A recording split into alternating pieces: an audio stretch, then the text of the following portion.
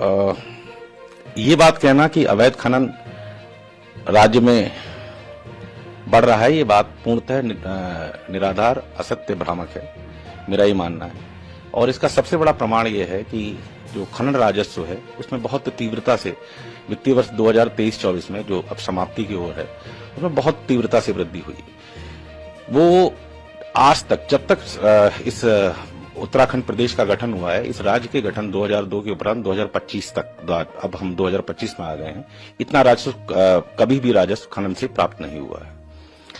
यह राजस्व पिछले वर्ष की तुलना में लगभग 2.25 गुना है। यह राजस्व आज तक फाइनेंस ने जब भी टारगेट दिया है, उस राजस्व को ये प्रथम बार है कि हमने न केवल पूरा किया है बल्कि उससे 200 करोड़ से ऊपर सरप्लस राजस्व लेके आए हैं। खनन विभाग की ये उपलब्धि कही जा सकती है। और इसके अतिरिक्त इस सब के पीछे इससे ये सिद्ध तो होता ही है कि कहीं ना कहीं नियंत्रण लगा है, प्रभावी नियंत्रण लगा है खनन, अवैध खनन पर। और इसके पीछे इसके जो हम लोगों ने इसके लिए जो मॉडस ऑपरेंडी अपनाया है वो ये है कि एक तो हमने नियमों का सरलीकरण किया सबसे पहले, और दंडात्मक कार्रवाई बढ़ा दी। नियमों का सरलीकरण करने के साथ साथ दंड बढ़ा दिए। नंबर 2, हम लोगों ने नई नई टेक्नोलॉजी का प्रयोग कर रहे हैं। और नंबर 3, टास्क फोर्स तहसील स्तर पर, जिला स्तर पर, राज्य स्तर पर, तीनों स्तर पर गठित है, जो लगातार सर्वेलेंस करती है, लगातार देखती रहती है कि कहीं किसी तरह का कोई अवैध खनन ना हो।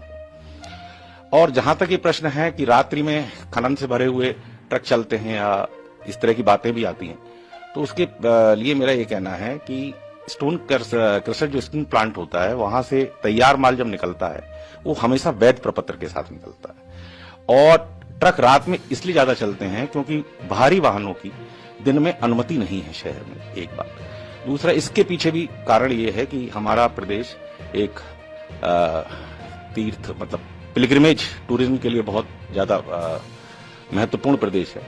तो न केवल धर्मार्थी, सामान्य पर्यटन के लिए जो लोग आते हैं उनको भी यातायात बाधित ना हो और प्लस दुर्घटना की संभावनाएं न्यूनतम रहें, इसलिए वैध प्रपत्रों के साथ ट्रकों की आवाजाही रात्रि में।